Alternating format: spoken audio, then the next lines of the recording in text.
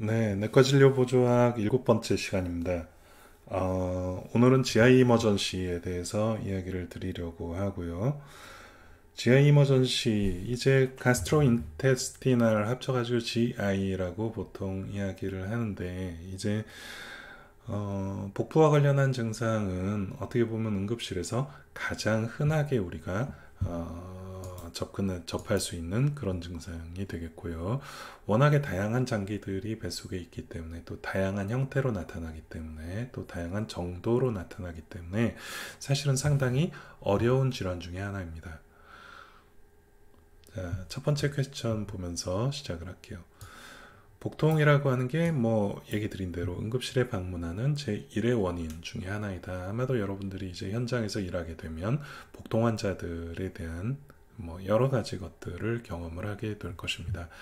40세 남자 환자예요. 복통이고요. 이제 40세 남자 환자가 배가 아플 수 있는 원인들을 생각을 해봐야 되겠죠.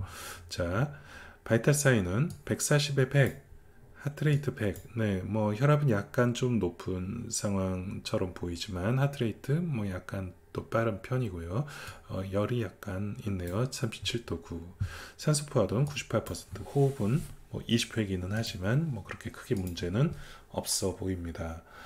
환자는 전날 운전 중에 교통사고로 경미한 목 통증, 허리 통증으로 개인 병원에서 치료 귀가하였다. 그냥 접촉사고였던 모양이죠. 보통 이제 추돌사고 있으면은 목이 삐끗하게 되겠죠. 갑자기 앞뒤로 흔들리게 되면서 그럼 이제 목 통증이 생깁니다. 그것 때문에 엑스레이를 찍었는데 멀쩡하다고 얘기를 들었대요. 근데 아침부터 배가 차츰 아파지는 거예요.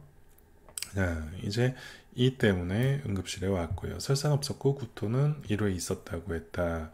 구토가 이제 한 번 있었다라고 하는 것은 뭔가 이제 여러 가지 위장관 증상들 중에 이제 어떤 증상들에 대해서 우리가 중점적으로 생각을 해야 되는가를 하나씩 이제 좀 본다면 설사, 이 설사는 무엇을 의미합니까?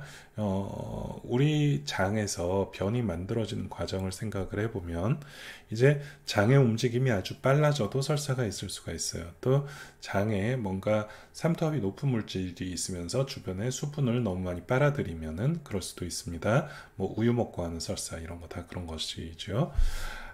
아니면은 이제 염증이 생겨서 장의 벽이 부으면서 수분을 제대로 흡수하지 못하면 충분히 이제 수분이 흡수되지 못한 변이 나오기 때문에 무른 변이 나오기 때문에 이런 경우에 이제 설사가 있을 수가 있겠죠. 즉 설사는 없었다.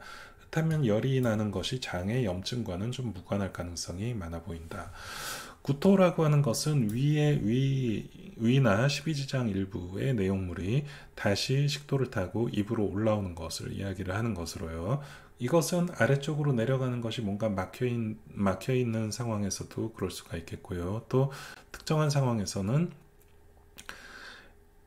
그 하부식도 괄약근 LES라고 합니다. 하부식도 괄약근이 약해지는 상황에서 구토. 아마도 이제 여러분들이 술을 많이 먹고 구토를 한다면 대부분 거기에 해당이 되겠죠. 이제 구토가 있었다라고 한다면 하부식도 괄약근에 문제가 있든지 아니면 뱃속에 압력이 증가했든지 뭐 이런 상황이 되겠다.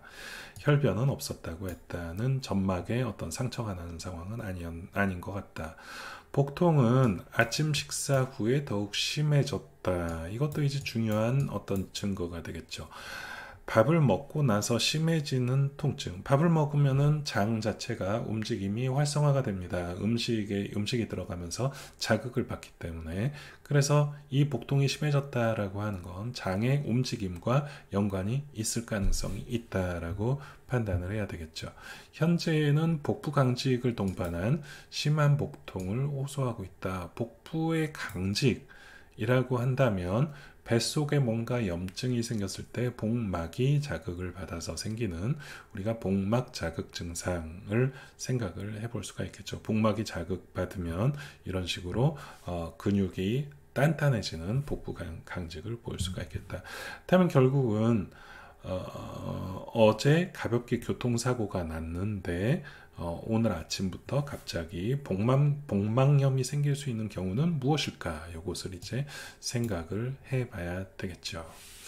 자, 이제 첫 시간부터 다음 시간에는 이제 아나토미와 기본적인 피지올로지부터 이야기를 드리도록 할게요.